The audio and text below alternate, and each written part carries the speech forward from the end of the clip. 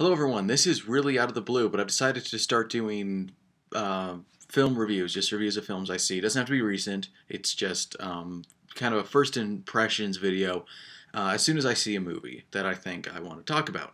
And it is a first impressions kind of deal. I'm just going to take some notes. I put on my iPad over here so you'll see me glancing over, looking there. I'll just make a few points, hopefully keep this under 5 minutes. We'll see how it goes. So the first one we're going to hit is the big one, Citizen Kane. Everyone says the greatest movie ever made. I strongly disagree, and here's why, my dear viewer.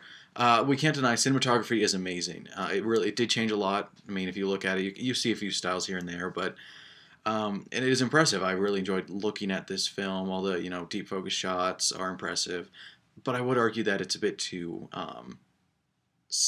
It distracts because it's so in your face about its style. It distracts from the story quite a bit, but it is impressive to look at. So there is something good about it. And everyone talks about cinematography. There's a reason. You should at least look at stills from the film if you don't watch the full thing. Orson Welles does give an amazing performance. He always gives an amazing performance. He's just a powerhouse. He knows exactly what he's doing at all times. This is no exception, especially because he wrote and directed it. He knows exactly what he has to accomplish in the film, and for the most part, he does. He does give a great performance. The other actors, not so much, though. It ranged from forgettable. Most of the minor roles were forgettable. Like, I don't really remember anything specific about them. I don't remember. Yeah, I really don't remember any characters except Kane. Like, for their character. Of course, I remember seeing other people, but their characters did not stand out to me in any way. They weren't developed enough because it jumped around so much, but we'll get to that later. And actually, in a few cases, the acting was kind of cheesy, to be honest. I was kind of surprised by the amount of not even close to professional acting. It seems at a few spots it really surprised me. There are a few good lines in the writing, but nothing that really blew my mind or stood out. But there are a few funny lines, a few lines that do a good job describing a character, such and such. So the script is good. It deserves some credit for that. At least in dialogue writing, the script is good. But the biggest problem, well, okay, not the biggest problem. A big problem is that the plot is kind of convoluted, and this comes from the way in which the story is told, which is through flashbacks of different people that the news guy's interviewing about Kane. And I guess the problem was that it showed too much. It showed an entire lifetime in little chunks, and you weren't really sure how far ahead you were jumping occasionally. You don't know what happened between the two. Sometimes cause and effects, it wasn't really clear. And a big problem was because it was from different people's perspectives, you don't know if you were seeing the real Kane. You didn't know if you were seeing the real Kane or the Kane that this particular person wanted to portray. So that was kind of hard to trust each person because each person speaking had a totally different view on Kane. So retelling his story seemed like it could lead to a lot of kind of bias on the part of the teller. I guess it was an interesting character study, but there was no development. Citizen Kane does not change from beginning to end. He stays the same person. Now, the things that happen to him make him change emotion, I guess. Like, he goes from the happy, look, I'm going to run this newspaper, I'm kind of the, what's the word for it? Smug. I mean, Orson Welles plays a great smug guy that you still like.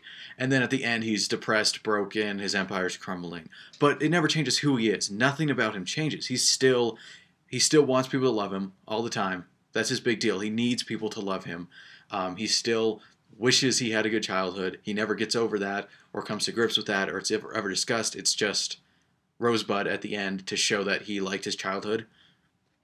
Oh boy, that's just a revelation. He liked his childhood.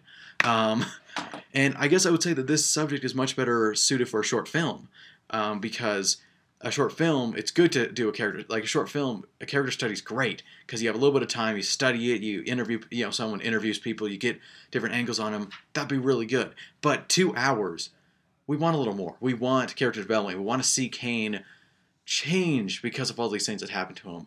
And a lot happens to him. We don't want just to see him get sad because of who he is. We want to see who he is change, and he simply doesn't.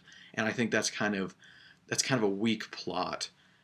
So we just hit the 5-minute mark. So my final point is pretty much just I'm confused why it's considered the best by like everyone.